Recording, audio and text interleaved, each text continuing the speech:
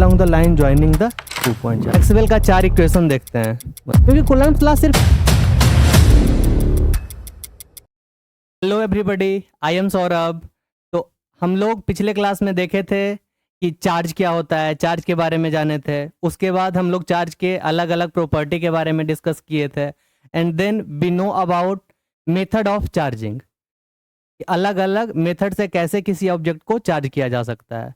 आज के लेक्चर में हम लोग ये जानेंगे एक चार्ज दूसरे चार्ज पे कैसे फोर्स लगाता है। आज हम लोग कूलम्ब्स लॉ के बारे में पढ़ेंगे, प्रिंसिपल ऑफ सुपरपोजिशन के बारे में पढ़ेंगे, इसके क्वेश्चन को कैसे अप्रोच करना है उसका कुछ ट्रिक जानेंगे, एंड देन कंक्लूड करेंगे लेक्चर को। तो लेट्स स्टार्ट। तो सबसे पहले कूलम्ब्स लॉ। कूलम्ब्स लॉ क्या होता है?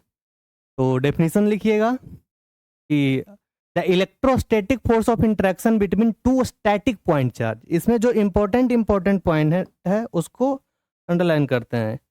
To static point charge, static point charge is directly proportional to the product of magnitude of the charges. कि अगर दो अलग अलग चार्ज है, कैसा चार्ज होना चाहिए? Point charge. पॉइंट चार्ज क्या होता है? स्टैटिक मतलब पॉइंट चार्ज अगर रेस्ट में है तो, पॉइंट चार्ज अगर रेस्ट में है तो, पिछले क्लास में हम जाने थे कि इलेक्ट्रोस्टैटिक्स पढ़ रहे हैं तो इसमें जो इलेक्ट्रिक चार्ज होगा वो रेस्ट में रहेगा। अगेन स्टैटिक का मतलब पॉइंट चार्ज यहाँ पे रेस्ट में रहेगा। पॉइंट चार्ज क्या होता है कि अगर दोनों चार्ज के बीच का सेपरेशन इतना ज्यादा है कि चार्ज जो पार्टिकल है या बॉडी है उसके डायमेंशन को हम नेग्लेक्ट कर सकते हैं, then we can treat that like a charge particle और पॉइंट चार्ज। ठीक है, तो अगर कोई भी दो पॉइंट चार्ज है तो उसके बीच जो लगने वाला फोर्स है वो डायरेक्टली प्रोपोर्शनल होता है उसके मैग्नीट्यूड के मल्टीपल के। इसको अगर मैथमेटिकल फॉर्म में लिखा जाए तो पहला स्टेटमेंट का मतलब हुआ कि दो चार्ज है, सबसे पहले दो चार्ज ले रहे हैं, एक ये चार्ज हो गया पॉइंट चार्ज, एक दूसरा पॉइंट चार्ज ये हो गया, दोनों रेस्ट में है। इसको हम लोग बोल देते हैं Q1, इसको बोल देते हैं Q2। ठीक है, तो ये दोनों के बीच जो लगने वाला फोर्स होगा, मतलब जो ये वाला इस पे फोर्स लगाएगा, ये वाला इस पे फोर्स लगाया था, तो हम लोग प्रॉपर्टी ऑफ चार्ज में ये भी पढ़े थे कि like point charges repel each other and unlike point charges attract each other. ठीक है, तो दो पॉइंट चार्ज है तो दोनों के बीच जो लगने वाला फोर्स है वो डायरेक्टली प्रोपोर्शनल होगा किसके? That is directly proportional to, according to statements of Coulomb, Q1 and Q2। दोनों का जो मैग्नीट्यूड है उसके प्रोडक्ट के डायरेक्टली प्रोपोर्शनल होगा। ठीक है, दोनों के प्रोडक्ट के डायरेक्टली प्रोपोर्शनल। और इसके दूसरे पार्ट पे आते हैं, and is inversely proportional to the square of distance between them. ठीक है, अगर ये दोनों के बीच का डिस्टेंस r मानते हैं, ये दोनों के बीच का डिस्टेंस r है, तो जो फोर्स होगा वो इनवर्सली प्रोपोर्शनल होता है किसके? फिलहाल हम लोग फोर्स के मैग्नीट्यूड के बारे में बात कर रहे हैं, वेक्टोरली नहीं कर रहे हैं, 1/r² के। अगर दोनों को साथ में कंबाइन कर देंगे तो जो आ जाएगा वो ऐसा इक्वेशन आएगा, F इक्वल टू प्रोपोर्शनल के जगह एक कांस्टेंट K जिसको बोलते हैं कूलम्बिक कांस्टेंट, और Q1 Q2 by r²। Force between two static point charges कितना हो गया? K Q1 Q2 by r²। अगला स्टेटमेंट जो लिखा है अंडरलाइन, इसमें क्या क्या करने वाली बात थी? Inversely proportional to square of distance between them. और तीसरा, acts along the line joining the 2 point charges. मतलब जो दोनों पॉइंट को लाइन ज्वाइन कर रहा है उसी के अलोंग फोर्स लगेगा। इस तरह से फोर्स नहीं लग जाएगा कि यहाँ से इस डायरेक्शन में लग गया, ऐसा नहीं होने का। ठीक है, जब फोर्स लगेगा या तो इधर लगेगा, ये दोनों को लाइन ज्वाइन कर रहा है जो या तो इधर या तो अबे, या तो टुवर्ड्स या तो अबे। ठीक है, ये लिख लीजिए स्टेटमेंट पूरा। आई होप ये क्लियर होगा। इसमें जो इंपॉर्टेंट बातें थी आप लोग फोकस कर लिए होंगे कि ये पॉइंट चार्ज का डेरिवेशन है। ठीक है, और इसे कूलम्ब्स ने एक्सपेरिमेंटली डिराइव किया था थ्रू कैवेंडिश सेटअप। जिस तरह से ग्रेविटेशन का लॉ डिराइव हुआ है कि दो मास बॉडी में G m1 m2 by r² force लगता है, उसी तरह दो अलग अलग चार्ज बॉडी है, मतलब वो डिराइव तो चार्ज बॉडी के लिए ही किए थे। तो दो अलग अलग चार्ज पार्टिकल है, दो अलग अलग पॉइंट चार्ज है, तो उसके बीच में जो फोर्स लगता है वो इन्वर्स स्क्वायर लॉ से होता है। मतलब दोनों के बीच का जो डिस्टेंस है उससे इन्वर्सली प्रोपोर्शनल होता है। इसे कैवेंडिज ने पहले ही डिराइव कर लिया था, बट वो मतलब एनसीईआरटी का ये सब लाइन है, एनसीईआरटी में ये लिखी हुई है कि कैवेंडिज शायद इसको पहले ही डिराइव कर लिए थे, पहले ही मतलब जानते थे कि दो अलग अलग चार्ज के बीच में जो फोर्स होता है वो इन्वर्स स्क्वायर लॉ फॉलो करता है, बट वो अपना पब्लिश नहीं कराया था। ठीक है, आगे हम लोग डिस्कस करते हैं। ठीक है, तो अगर उसी फोर्स को हमें वेक्टर के फॉर्म में लिखना रहेगा तो कैसे लिखेंगे? लाइक एक पॉइंट चार्ज ये है Q1, दूसरा पॉइंट चार्ज ये है Q2। इसको बोल रहे हैं पोजीशन वेक्टर R1, इसको बोल रहे हैं पोजीशन वेक्टर R2। तो अगर हम स्टेटमेंट लिखें फोर्स ऑन 1/2, तो ये क्या होगा? ये होगा K Q1 Q2 बाई दोनों के बीच का डिस्टेंस अगर R है, ठीक है, तो R स्क्वायर के, और एक यहाँ पर वेक्टर लिखेंगे कि अगर फोर्स ऑन 1/2 तो यूनिट वेक्टर अलोंग 1/2, ये आ जाएगा Coulomb's law in vector form, जहाँ पर K जो है K इज कूलम्बिक कांस्टेंट।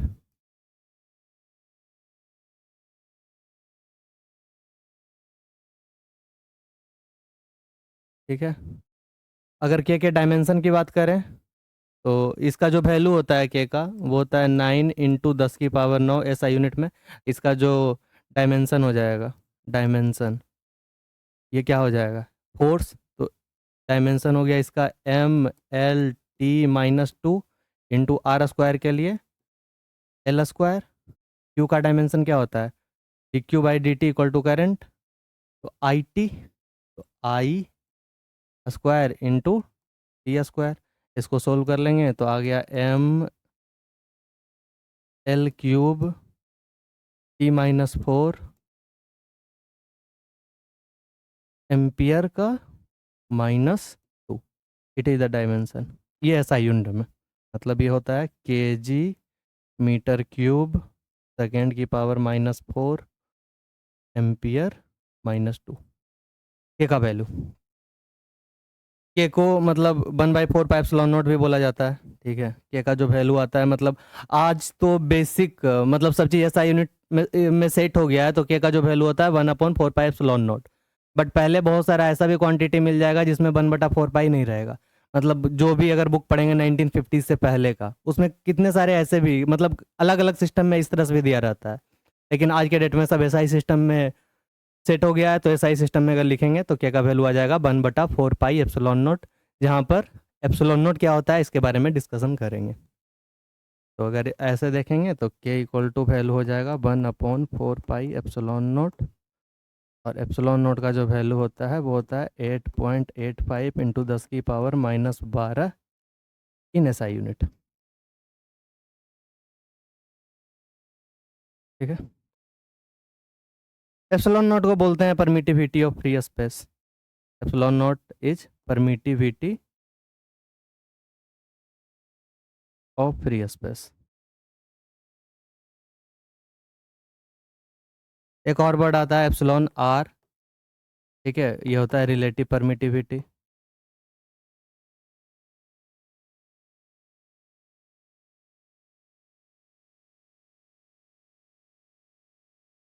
ठीक है, मतलब किसी मीडियम का कितना परमिटिविटी है। Okay, permittivity of medium but epsilon not that is relative permittivity. I hope ये क्लियर होगा। मेरा इसमें रिकमेंडेशन आपसे ये है कि जब भी कूलम्ब्स लॉ लिखिए, जब भी कूलम्ब्स लॉ लिखिए तो मैं सजेस्ट ये करूंगा क्योंकि जिससे क्वेश्चन सही होते हैं, Q1 और Q2 को विदाउट साइन लिखेंगे। Q1 और Q2 में साइन पुट नहीं करना है। अगर माइनस चार्ज है तो माइनस डोंट पुट, मतलब मत कीजिए माइनस पुट।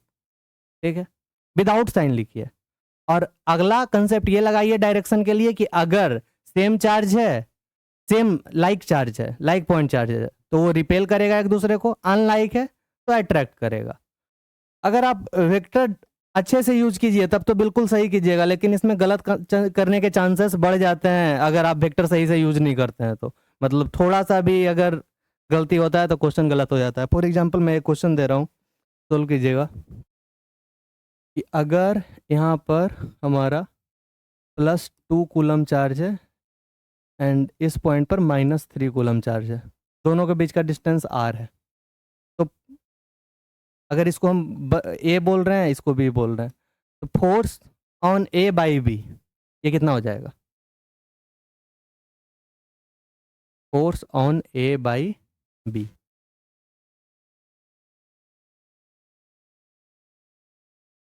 तो इस केस में देखेंगे तो अगर विदाउट साइन लिख रहे हैं तो सबसे पहले हो जाएगा k into 3 × 2 6 coulomb divided by r²। Magnitude इतना आ गया। उस पर देखेंगे तो इस पर भी इतना आ जाएगा 6k डिवाइडेड बाई r²। लेकिन अगर हम डायरेक्शन के साथ लिख दिए तो इस पे भी निगेटिव आ जाएगा, इस पे भी निगेटिव। इस पे निगेटिव आया तब तो सही है कि निगेटिव डायरेक्शन बता रहा है, लेकिन इस पे निगेटिव डायरेक्शन अगर बता रहा है तो गलत हो गया, क्योंकि यहाँ पर वेक्टर का सेंस गलत हो जाएगा। जो हम यूनिट वेक्टर लिखे हैं r12 r21, अगर उसको सही से यूज कर लिए तब तो वो सही ही हो जाएगा, बाई डिफॉल्ट सही हो जाएगा, लेकिन वहां पर मिस्टेक का चांसेस है। तो दैट्स वाई इसको विदाउट साइन लिखिए और सिंपल मैग्नीट्यूड इतना लगेगा, इस पे देखना है किधर लगेगा, तो वो माइनस चार्ज है, ये प्लस चार्ज है। माइनस चार्ज प्लस चार्ज को क्या करता है? अट्रैक्ट करता है। दैट्स वाई यहाँ पर फोर्स जो होगा उसका डायरेक्शन ये होना चाहिए। उस पे देखेंगे तो प्लस चार्ज क्या करेगा? अट्रैक्ट करेगा, तो इतना ही मैग्नीट्यूड का इस डायरेक्शन में लगेगा। दिक्कत ये हो जाता है इस क्वेश्चन को करने में कि हम लोग पॉजिटिव को डिफाइन करते नहीं है और निगेटिव को उसके बेसिस पे इंटरप्रेट कर लेते हैं। ठीक है, आई थिंक अगर आप इस तरह से क्वेश्चन को कीजिएगा तो कभी गलत नहीं होगा। गलत होने का चांसेस बहुत बहुत ज़्यादा कम है, मतलब नहीं होगा, इनफैक्ट कभी नहीं होता है। मैं तो ऐसे ही सोल्व करते आया हूँ। मैग्नीट्यूड से आप फोर्स का मैग्नीट्यूड देख लीजिए, डायरेक्शन देखने के लिए आप अट्रैक्शन और रिपल्सन इसका कंसेप्ट लगा लीजिए। ठीक है, अगला लिखिएगा principle of superposition. Principle of superposition,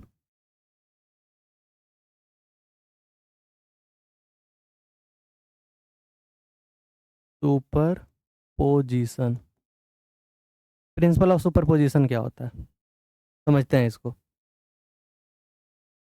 लिखिए statement, force on a charge particle, force on a charge particle मतलब किसी एक चार्ज पार्टिकल पे जो फोर्स लग रहा है, force on a charge particle due to a number of point charges, due to a number of point charges, force on a charged particle due to a number of point charges is the resultant of force due to individual charges, is the resultant of force due to individual charges, is the resultant of force due to individual charges।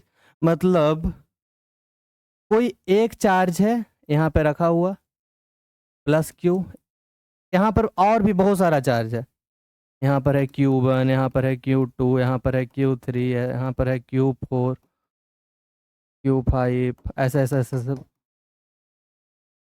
Qn, बहुत सारा charge है। तो सब के वजह से इस पे नेट फोर्स कितना होगा? जो प्रिंसिपल ऑफ सुपरपोजिशन के अकॉर्डिंग सारा पॉइंट चार्ज, इसके वजह से देखेंगे कि कितना फोर्स हुआ, इसके वजह से कितना फोर्स हुआ, इसके वजह से कुछ हो जाएगा इस पे फोर्स, इसके वजह से कुछ हो जाएगा इस पे फोर्स, इसके वजह से कुछ हो जाएगा इसके फोर्स, इसके वजह से हो जाएगा, ऐसे ही हर एक के वजह से हो जाएगा। और सारा फोर्स को वेक्टोरली जोड़ लेंगे तो इस पे नेट फोर्स आ जाएगा। अगर इसको मैथमेटिकल इक्वेशन लिखेंगे तो फोर्स, अगर इसको हम 1 बोल रहे हैं, बाकी ये हो गया 2, सॉरी ये तो 1 लिख दिया हूँ, तो इसको मैं बोल देता हूँ ए, ये हो गया 1 2 3 4 5 ऐसे एन। तो force on A, net force on A ये कितना हो जाएगा? Force on A by 1 plus force on A by 2 plus force on A by 3 plus dot dot dot dot dot dot plus force on A by N. ठीक है, सारा force का vector sum is the net force on any charge. ठीक है, okay, I think इससे ज़्यादा कुछ है नहीं कूलम्स लॉ में। कूलम्स लॉ इतना ही है कि किसी भी दो स्टैटिक पॉइंट चार्ज है तो उसके बीच लगने वाला जो फोर्स होता है डायरेक्टली प्रोपोर्शनल होता है दोनों के मैग्नीट्यूड के इन्वर्सली प्रोपोर्शनल होता है उनके बीच के डिस्टेंस के स्क्वायर के, ठीक है। एक्सपेरिमेंटली डिराइव किया गया था। अगर आप मतलब मैक्सवेल का 4 इक्वेशन देखते हैं, मतलब मैक्सवेल का 4 जो इक्वेशन है that is considered like start of electromagnetism and end of electromagnetism. तो मैक्सवेल के 4 इक्वेशन में कूलम्ब्स लॉ कहीं यूज नहीं हुआ है, कूलम्ब्स लॉ को जगह नहीं दिए हैं मैक्सवेल अपने 4 इक्वेशन में। और उनका जो 4 इक्वेशन है उसे माना जाता है starting of electromagnetism and ending of electromagnetism. तो हम लोग ये बोल सकते हैं it is not a fundamental law, मतलब इससे भी गहराई में कोई सोचा ये सही है, ऐसा नहीं है कि ये गलत है। जैसे हम लोग केपलर लॉ पढ़े हैं, तो क्या केपलर लॉ गलत है? नहीं, लेकिन केपलर से भी कोई गहराई में सोचे हैं, उसको थ्योरेटिकली एक्सप्लेन किए हैं, that is Newton. That's why Newton law जीता। मतलब फिजिक्स में तो वही जीतता है जो ज्यादा गहराई में सोचता है। तो कूलम्ब्स लॉ गलत नहीं है, कूलम्ब्स लॉ जो है वो एक्सपेरिमेंटली डिराइव किया गया है, मतलब एक्सपेरिमेंटली ऑब्जर्व किया गया है, इट इज ऑब्जर्वेशन बेस्ड। इसमें हम प्रिंसिपल ऑफ सुपरपोजिशन को यूज करके किसी पॉइंट चार्ज पे जो और भी जितने पॉइंट चार्ज हैं उनके वजह से जो नेट फोर्स लग रहा है वो निकाल सकते हैं, बस दैट्स ऑल। इसकी कहानी यहीं तक थी। और एक चीज और इसमें मैं डिस्कस कर सकता हूँ कि उसका क्वेश्चन जेईई एडवांस में खासकर पूछता है। मैं एसी वर्मा सर से भी मतलब पर्सनली उनके साथ काफी काम किया हूँ, तो वो भी इस क्वेश्चन को डिस्कस कर रहे थे जो आई होप कि काफी सारे लोग गलत करते हैं, मतलब मुझे भी सही आइडिया उसका नहीं था। Effect of medium, effect of medium, किसी मीडियम में 2 पॉइंट चार्ज के बीच में फोर्स कैसा होता है। हालांकि मतलब रियल वर्ल्ड के अकॉर्डिंग अगर देखें तो उसको डिस्कस करना ही कोई सेंस नहीं बन रहा है।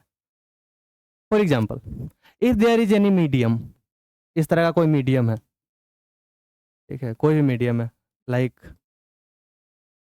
वाटर, कुछ भी आप मान लीजिए, ठीक है। इसमें हमारे पास 2 पॉइंट चार्ज है, एक पॉइंट ये है क्यू, दूसरा पॉइंट ये है क्यू 2, इसको Q1। तो ये दोनों के बीच में फोर्स कितना लगेगा? अगर ये दोनों के बीच का डिस्टेंस r है और इसका भी कुछ हम लोग परमिटिविटी जैसा कंसेप्ट डिस्कस किए हैं, तो इसका मान लीजिए एप्सिलॉन r है इसका परमिटिविटी इस मीडियम का, तो ये दोनों के बीच में कितना फोर्स होना चाहिए? फोर्स बाई 1/2 वो कितना होना चाहिए? जनरली लोग इसका आंसर दे देते हैं 1/4 pi epsilon r Q1 Q2 by r square, क्योंकि यहाँ परमिटिविटी ये फ्री स्पेस नहीं है, मीडियम है। बट जो वर्मा से डिस्कस किए थे उसमें ये था कि मतलब ये जो चार्ज है वो इस पे उतना ही फोर्स लगा रहा है जितना पहले लगा रहा था, इसका फोर्स चेंज नहीं हो गया, पहले जितना लगा रहा था अभी भी उतना लगा रहा है।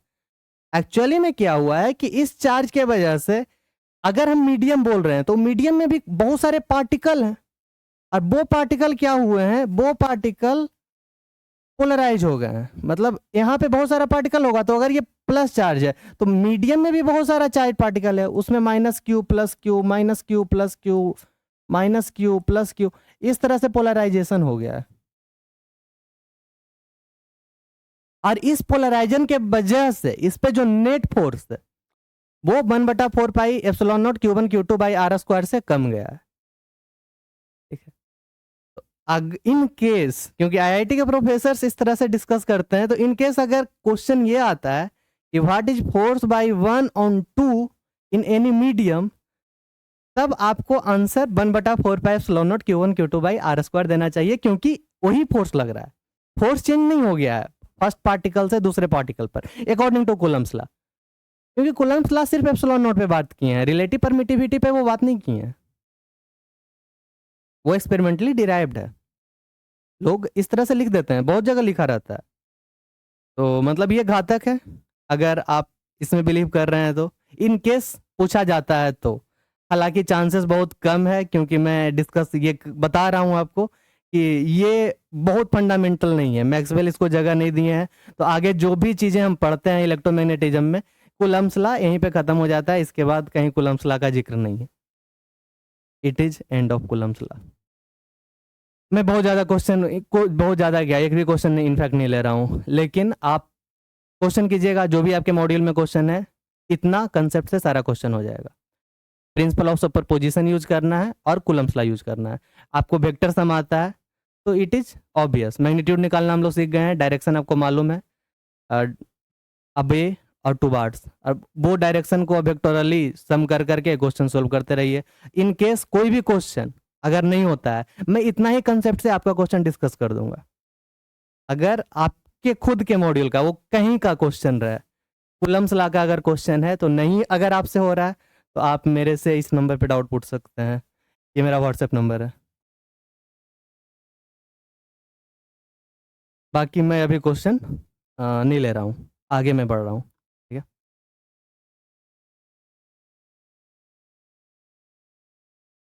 एक मिनट और एक डिस्कशन और करना था। अगर कोई अच्छा बच्चा होता तो उसका डाउट ये आता कि एप्सिलॉन नोट क्या है, व्हाट इज एप्सिलॉन नोट।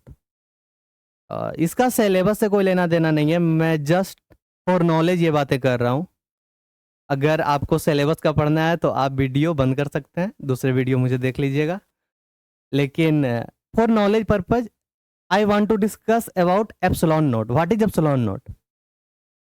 तो इसका हिस्ट्री कुछ ऐसा है कि लाइक पहले, बहुत पहले, इनफैक्ट आइंस्टाइन से पहले, 1920 से पहले एक साइंटिफिक लोगों में ये थिंकिंग था कि मतलब स्पेस में एक मीडियम है ईथर, ईथर नाम का, उसको ईथर उन लोग बुलाते थे, AETHER, ईथर।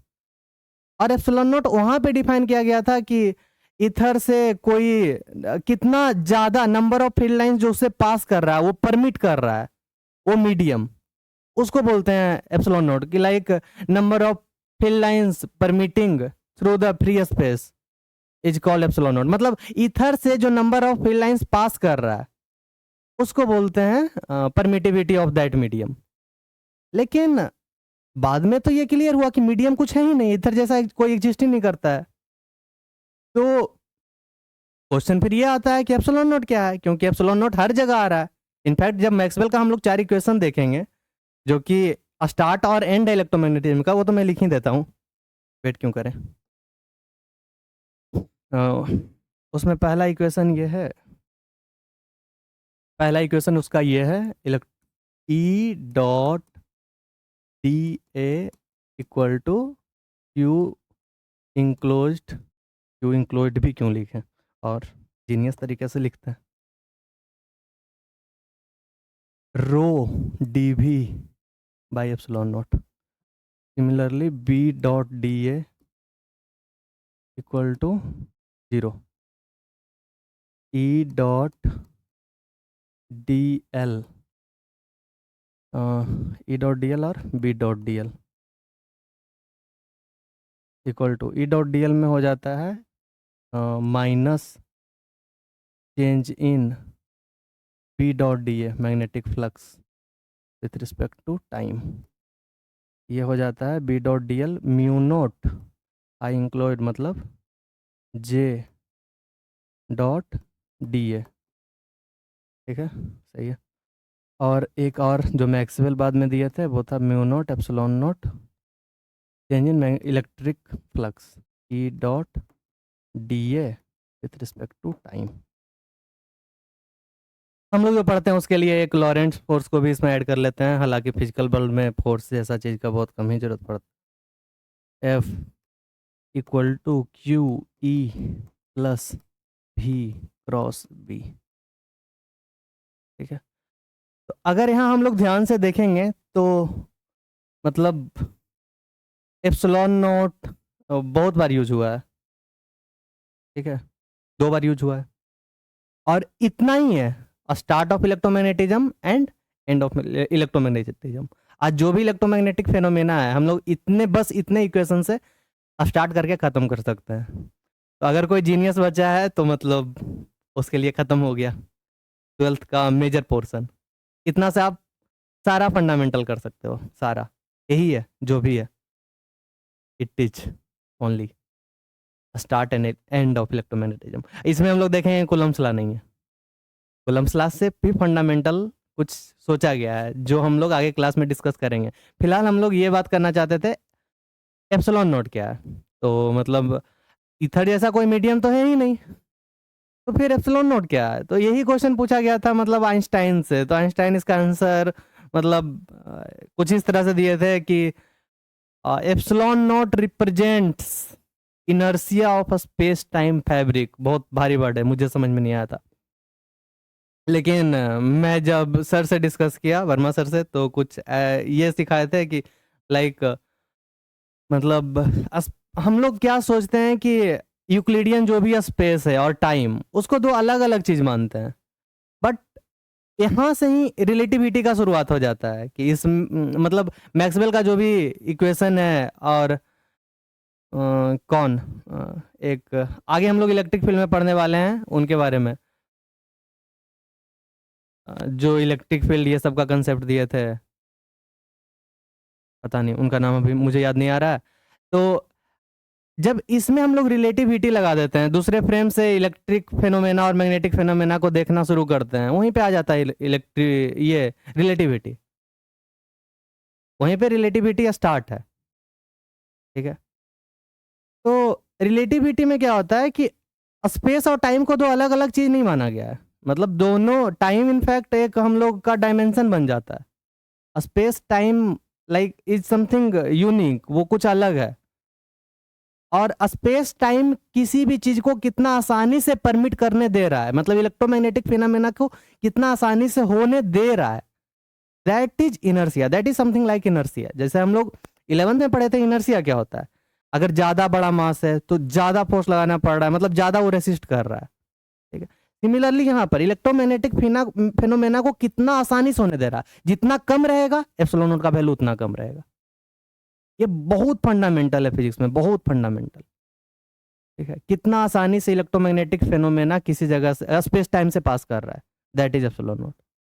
मतलब इट इज सच फंडामेंटल, ये इतना फंडामेंटल है कि सपोज दैट, मतलब ये तो हाइपोथेटिकली हम लोग ऐसा अज्यूम कर सकते हैं, बहुत माइंड बॉबलिंग है, like if we are in different universe, अगर हम लोग अलग यूनिवर्स में हैं, तो मालूम कैसे पता चलेगा कि अलग यूनिवर्स में, अलग universe, if we are in different universe, then one of the fundamental thing by which we can know that we are in different universe is epsilon naught।